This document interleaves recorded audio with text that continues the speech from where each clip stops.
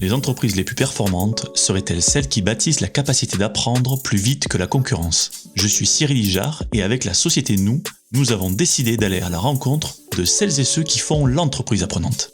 Responsables de la formation, DRH, directrices et directeurs d'universités d'entreprise, experts de la EdTech ou de la pédagogie, nos invités viennent partager leurs expériences, leurs apprentissages et leur vision de la formation professionnelle et du développement des compétences. Au fait, c'est qui nous? Nous, c'est un collectif dont la mission est d'accompagner le développement des compétences des organisations. Et c'est grâce à nous que le podcast L'entreprise apprenante existe.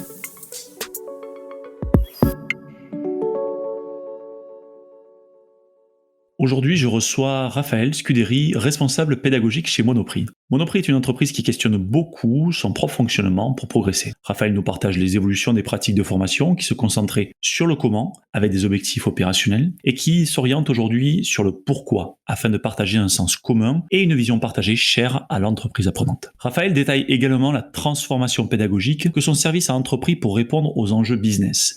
Il y a notamment des ateliers de co-développement réalisés par les collaborateurs en point de vente. Les dynamiques apprenantes se créent et la formation vient s'intégrer dans un dispositif créé directement par les équipes sur le terrain. Le terrain est un fabuleux espace d'apprentissage et Monoprix travaille de plus en plus via de la formation en situation de travail, modalité pédagogique qui développe de nombreux bénéfices. Avec des sessions de coaching très courtes sur des situations de travail réelles face à des clients, la courbe d'apprentissage des collaborateurs de Monoprix grimpe rapidement. Raphaël évoque aussi un parcours de formation obligatoire qu'il a conçu avec un double objectif, engager les collaborateurs et les faire monter en compétences sur des thèmes comme l'hygiène et la sécurité. Raphaël donne quelques clés qui ont fait le succès de ce parcours qui est également primé par la profession.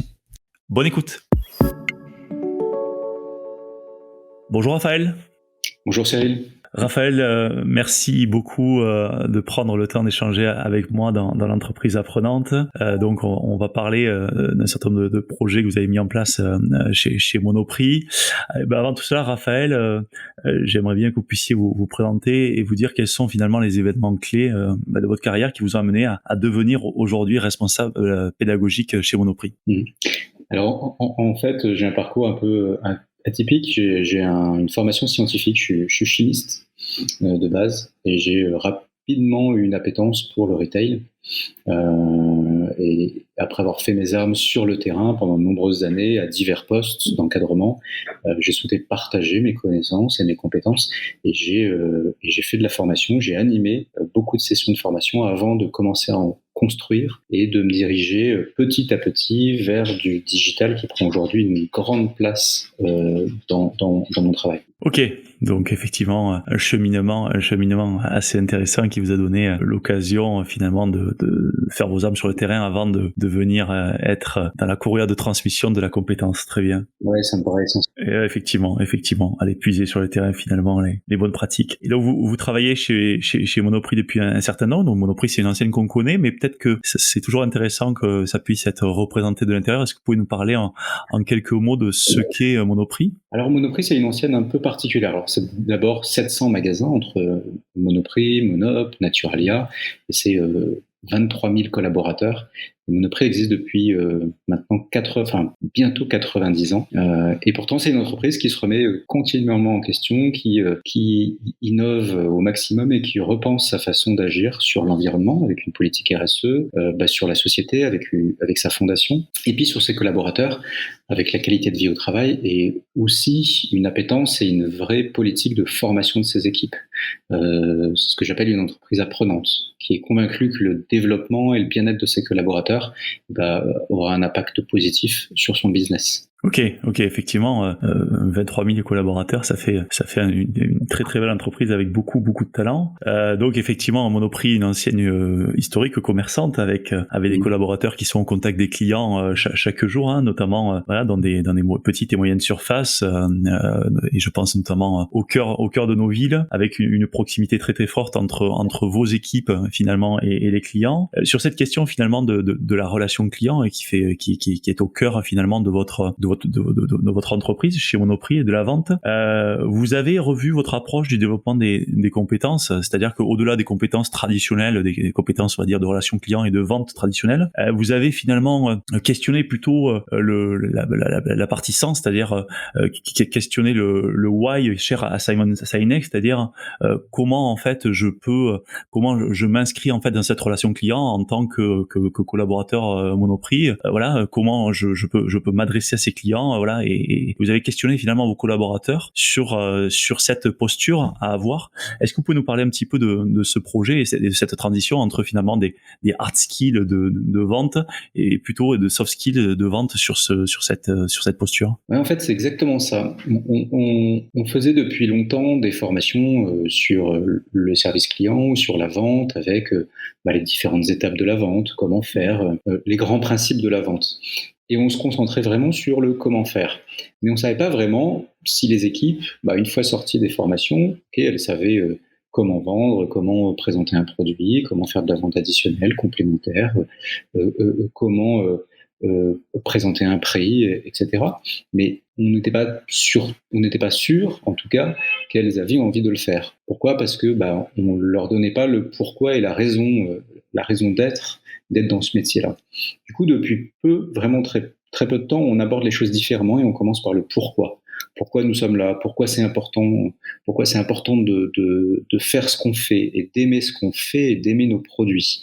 On prend souvent en exemple des enfants qui jouent au marchand quand ils sont petits et pourquoi ce métier fait un petit peu rêver, pourquoi on en a envie, et puis après on se dit il intéresse un peu moins peut-être. Et donc maintenant notre ambition c'est plutôt de donner du sens et de valoriser le métier de vendeur, de redonner du sens à cette mission et d'engager nos collaborateurs. Le comment faire vient finalement après. Ouais, c'est-à-dire qu'effectivement, à partir du moment où on partage tous le même sens, à partir du moment où le pourquoi est clair dans la tête de tout le monde, ensuite ça libère d'ailleurs la façon de faire, ça libère sûrement le comment, et ça permet peut-être d'être plus créatif, plus engagé pour pouvoir opérer son métier au quotidien. Et est-ce que vous pouvez aller un petit peu plus en profondeur dans ce pourquoi, parce que ce pourquoi il est peut-être assez multiple. Pourquoi aujourd'hui être un commerçant, vous êtes un lien entre finalement, je sais pas, des producteurs, des agriculteurs, des industries agroalimentaires et puis des consommateurs qui ont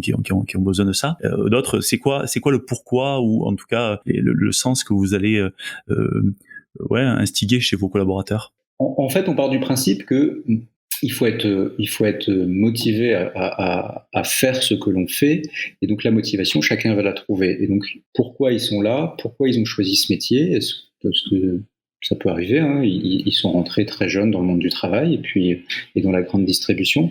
Et pourquoi on peut prendre du plaisir tous les jours ? Pourquoi on peut être fier de l'entreprise dans laquelle on bosse, évidemment. Pourquoi on peut prendre du plaisir à avoir et à créer ce relationnel client ? Pourquoi on peut avoir du plaisir à proposer les produits qu'on vend, voire, puisqu'on le fait maintenant, à pouvoir référencer des produits locaux, pas loin de chez soi, d'un apiculteur qu'on connaît pas très loin sur les magasins qui sont moins en ville. Et c'est exactement ça, en fait, c'est de trouver du sens dans ce qu'on fait. Et une fois qu'on a trouvé du sens et qu'on est persuadé d'être à la bonne place, au bon moment, on le fait de façon naturelle, et on le fait bien, et on le fait en fonction de son tempérament et de sa personnalité. Et notre ambition, c'est pas de dire voilà comment il faut faire, voilà les étapes. C'est on t'explique pourquoi on est là, pourquoi le groupe Monoprix est là, pourquoi les magasins sont là et ce que nos clients attendent. Et à partir du moment où on est tous raccord avec ça et on sait pourquoi on est tous là, libre à toi de le faire de la bonne façon, parce que tu connais mieux tes clients, parce que tu connais mieux ton magasin, tu connais mieux ta zone d'achalandise, tu sais exactement ce qu'ils ont besoin, et tu te connais aussi. Donc, part du principe que voilà, si tout ça et le pourquoi est bien étudié, bien affiné, forcément, tout le reste vient, et on a des équipes qui sont sympas, qui sont bien dans leur basket et qui font plaisir à nos clients. Ouais, ça montre effectivement que vous laissez le champ libre, vous laissez à la fois beaucoup de responsabilisation, et vous faites appel finalement à la diversité chez vos collaborateurs, afin que ils puissent eux-mêmes chercher le sens, comprendre bien la mission de Monoprix, mais chercher aussi leur sens personnel à s'investir dans cette entreprise. Donc je trouve ça assez intéressant de démarrer par cette question de sens afin de pouvoir ensuite embrayer sur des notions de pédagogie. D'ailleurs, par rapport à ça, dans le même état d'esprit, je sais que là aussi, vous êtes toujours dans une posture d'interrogation que je trouve assez intéressante sur, par exemple, la transformation de la relation client en point de vente. On voit qu'il y a des véritables transformations à l'œuvre dans le point de vente. Vous utilisez depuis longtemps, parce qu'on en a déjà parlé, des techniques de co-développement qui sont bien ancrées chez vous. Donc ça, j'aimerais bien que vous puissiez m'en parler, et notamment parler du pilote que vous lancez dans un point de vente finalement.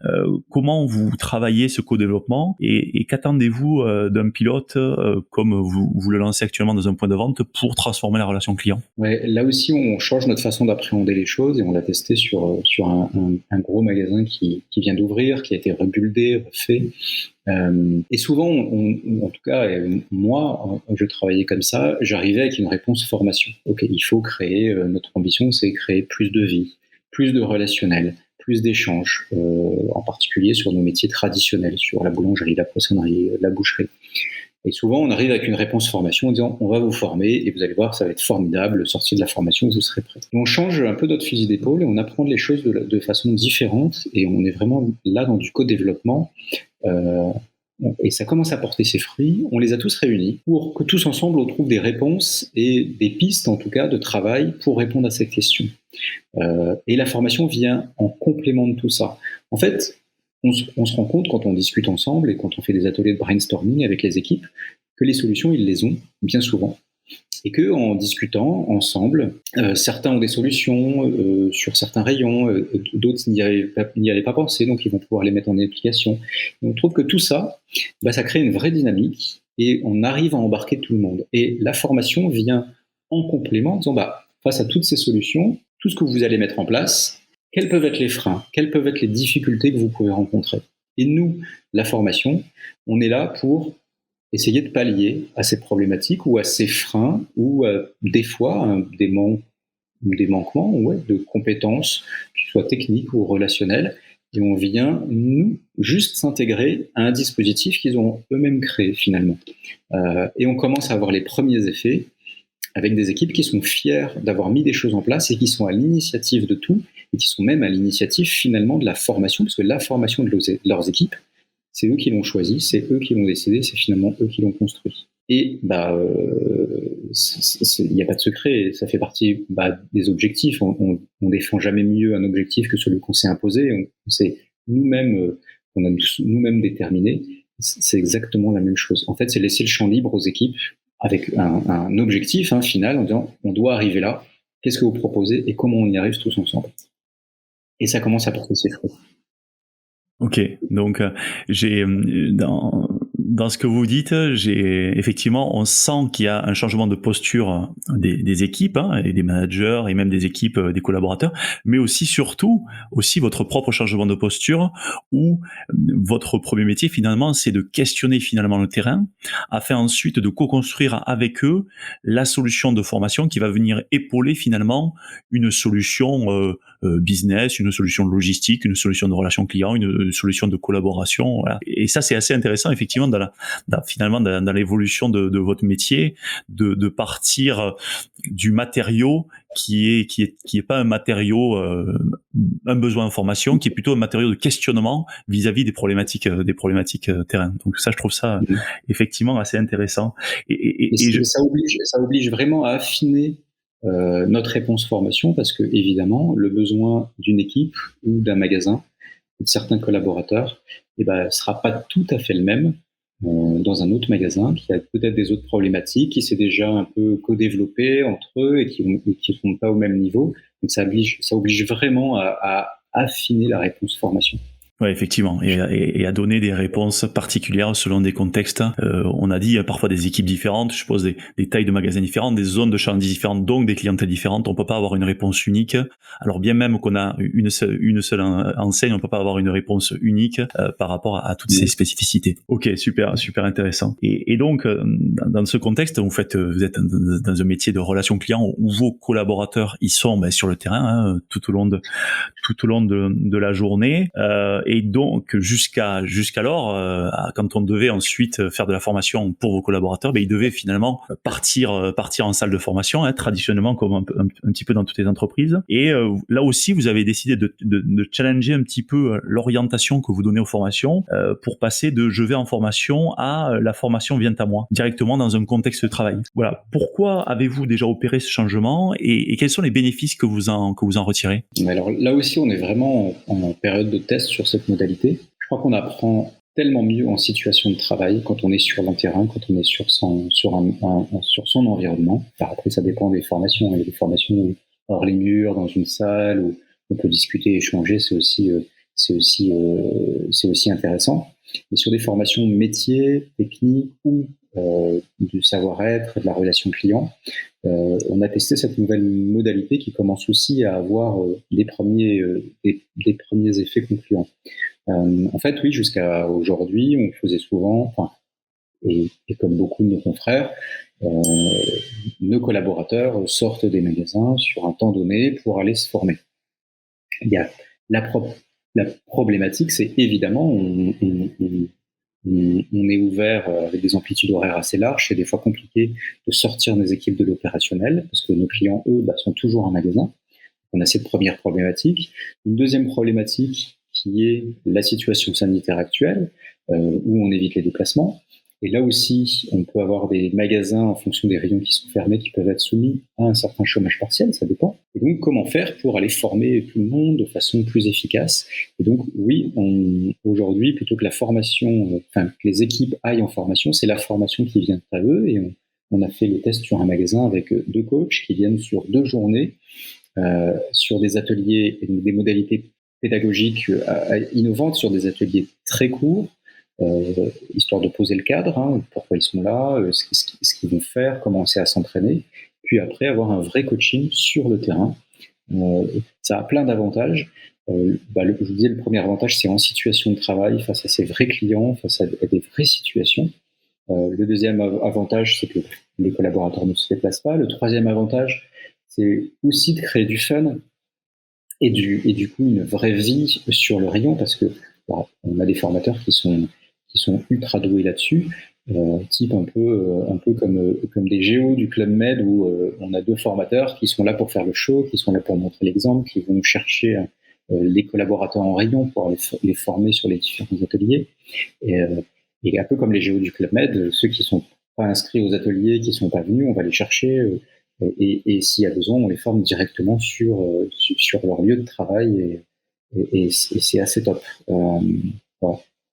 Pour l'instant, on est évidemment sur les premiers tests, mais qu'on a envie de continuer, qu'on va en déployer sur certainement 11 magasins, parce que tout ça, c'est très opérationnel, c'est très rapide et c'est très concret, finalement.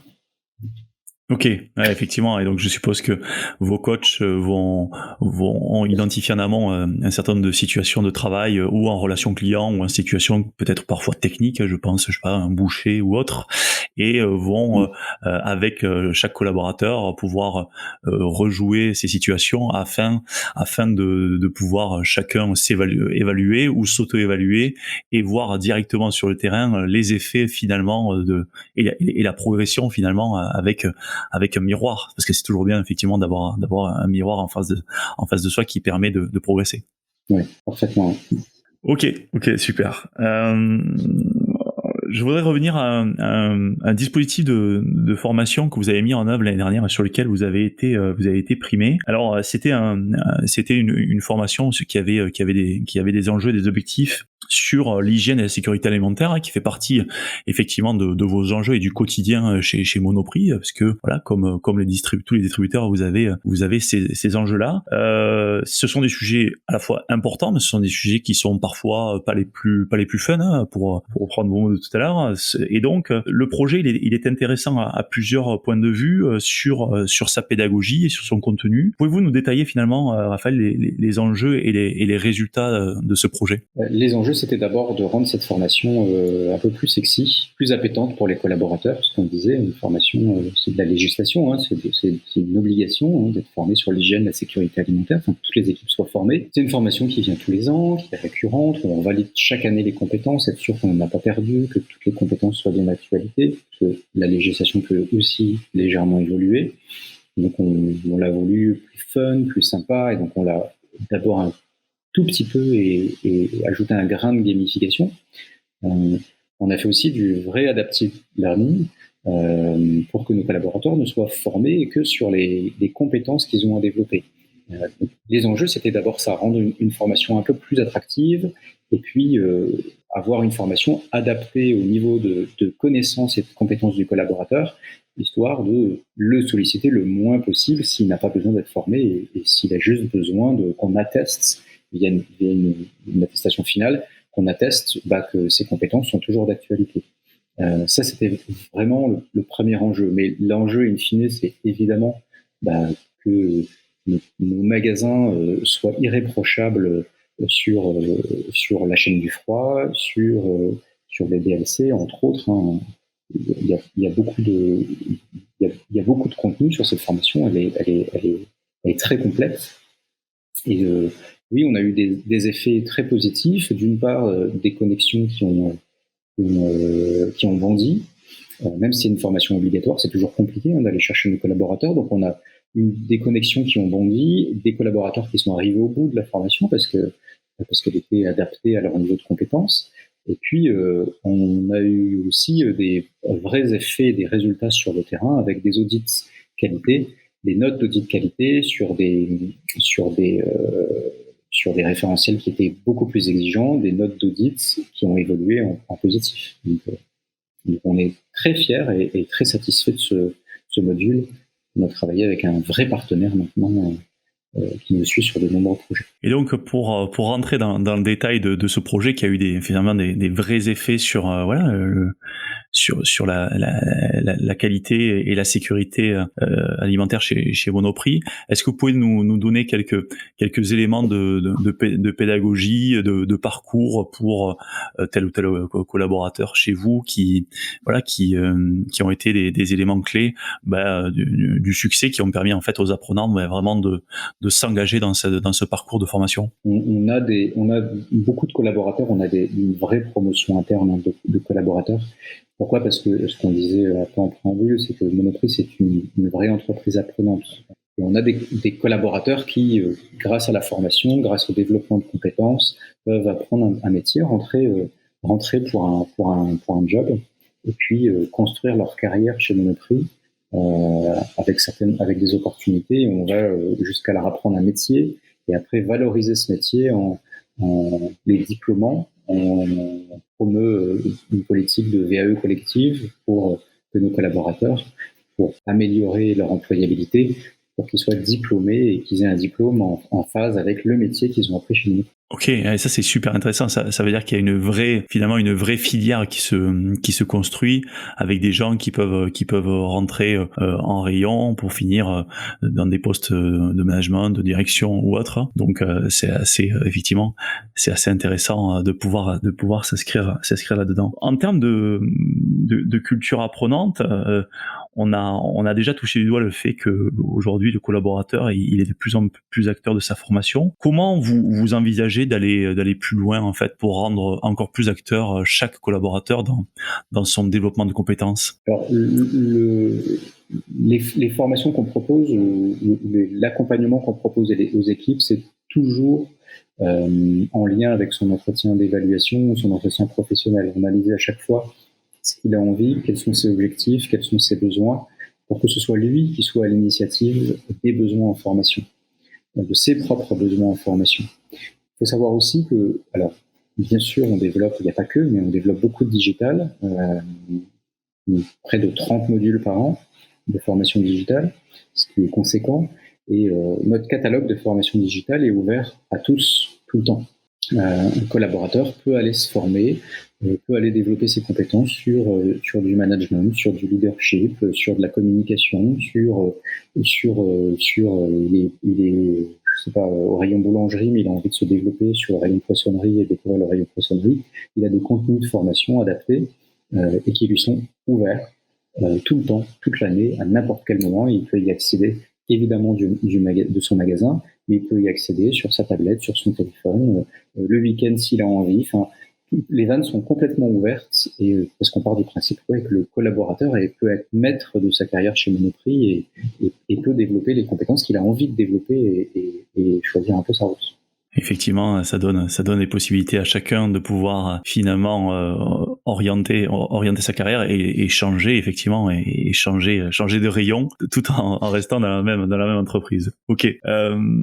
Vous, Raphaël, quelle est finalement votre perception finalement de l'évolution de la formation dans les années à venir? Je vous pose cette question avec déjà des éléments de réponse que vous avez apportés sur la transformation finalement que vous mettez en œuvre chez Monoprix avec une transformation de votre métier. Comment vous voyez un petit peu l'évolution de la formation chez Monoprix, mais aussi de manière générale? Chez Monoprix, et je pense aussi dans le retail, je suis persuadé que l'avenir de la formation est figital. C'est un mot un peu à la mode. Mais évidemment, on ne peut pas passer au travers du digital qu'on déploie nous en force. Mais que le digital finalement ses limites, on s'en rend compte là avec la crise sanitaire et le travail à distance, par exemple, où on a du mal au bout d'un moment de ne pas voir ses collègues, on a du mal de ne pas échanger de vive voix. Donc, le digital est une bonne base, mais après, la formation présentielle vient en complément. On doit avoir des parcours qui soient vraiment blended, vient en complément. Et quand je parle de formation présentielle, je crois beaucoup, parlant de mon nom, mais je crois beaucoup au tutorat et à la formation en situation de travail. On apprend vraiment mieux quand on est sur le terrain et on apprend vraiment mieux avec ses pairs. Et ça, je suis persuadé que c'est l'avenir. C'est pour ça que l'apprentissage a bondi ces dernières années. Effectivement, et c'est ce que nous enseigne d'ailleurs la pyramide de l'apprentissage où effectivement la meilleure capacité de rétention de la connaissance, c'est quand on apprend effectivement avec ses pairs et voilà, et quand on est dans un apprentissage finalement actif plutôt que dans un apprentissage passif. Donc vive l'apprentissage actif effectivement. Très bien. Raphaël, merci beaucoup pour tous ces éléments partagés et je trouve voilà très intéressant cet échange avec cette vision que vous apportez du métier de pédagogue, de responsable pédagogique dans une grande entreprise, avec de véritables transformations à l'œuvre sur le terrain, mais aussi de véritables transformations à l'œuvre dans votre dans votre laboratoire learning, dans votre laboratoire de formation. Donc bravo pour tout cela et on va continuer à suivre les évolutions de Monoprix parce que je suppose que vous avez encore quelques idées à mettre en avant. Merci beaucoup Raphaël d'être venu et à très bientôt. Merci. À très bientôt. Au revoir. L'entreprise apprenante vous a été présentée par Nous. Nous est une société dont la mission est d'accompagner le développement des compétences des organisations. Retrouvez-nous sur nous.co, nous.co. À très bientôt sur l'entreprise apprenante.